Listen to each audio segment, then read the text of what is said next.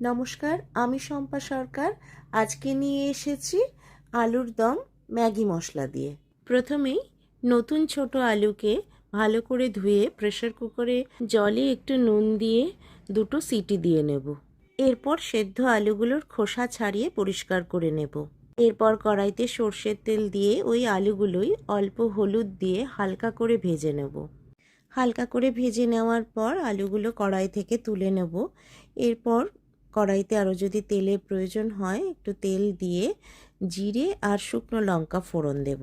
এরপর ফোড়নটা একটু ভাজা ভাজা হয়ে গেলে আমরা ওর মধ্যে দিয়ে দেব 1 চামচ আদা বাটা।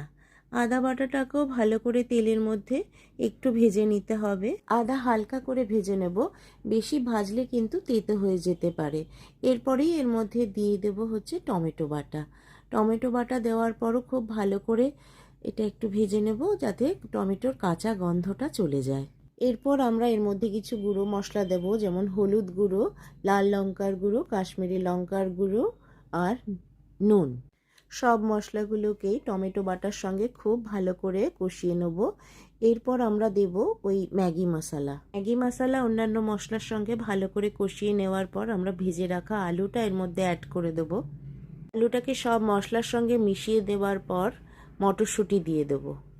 আলুর সঙ্গে মটরশুঁটিটাকেও খুব ভালো করে কষিয়ে নিতে হবে। এরপর প্রয়োজন মতো জল দিয়ে দেব। খুব বেশি জল দেবার প্রয়োজন নেই, কারণ আলুটা যেহেতু আগে থেকেই সেদ্ধ করা আছে। জল দেওয়ার পর ঝোলটা ফুটে উঠলেই ধনেপাতা কুচি দিয়ে দেব।